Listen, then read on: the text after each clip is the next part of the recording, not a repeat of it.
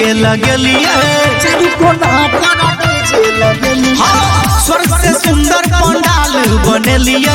चारू कोना पर डीजे लगलिए गंगा जल से चरण पखड़ के आसन पर बैठलिए रे विद्या के देवी सरस्वती मैया देख के खुश भेलई रे हंस पे सवार चांद के पार से एलई रे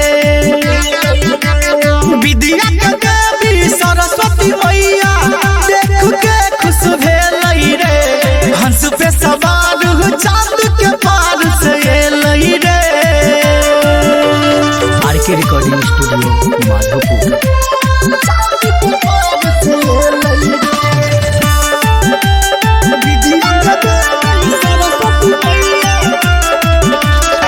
कमल के फूल पे बैठ के मैया बिना मधुर बजाबै छै बसंत पंचमी के दिन मैया सबके घरे आबै छै कमल के फूल पे बैठ के मैया बिना मधुर बजाबै छै बसंत पंचमी के दिन मैया सबके घरे आबै छै सबके मन में खुशी खूबे बाके दीदार से भेलई रे विद्या के देवी सरस्वती मैया देख के खुश भेलई रे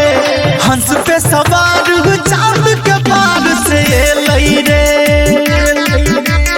विद्या के देवी सरस्वती मैया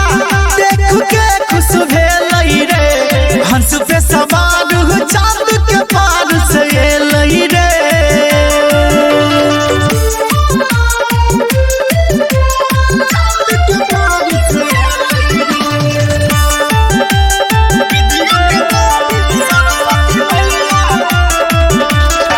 चौराहा स्कूल कॉलेज पर पूजा हो छै धूमधाम से दुइये दिन के बाद मैया चल जेतै गाम से चौराहा स्कूल कॉलेज पर पूजा हो छै धूमधाम से दुइये दिन के बाद मैया चल जेतै गाम से विवेक राघव के डूबल नहिया मैया से पार भेलई रे विद्या के देवी सरस्वती मैया देख के खुश भेलई रे हंस पे सवार चांद के पार से एलई रे विद्या के देवी सरस्वती मैया देख के खुश भेलई रे हंस पे सवार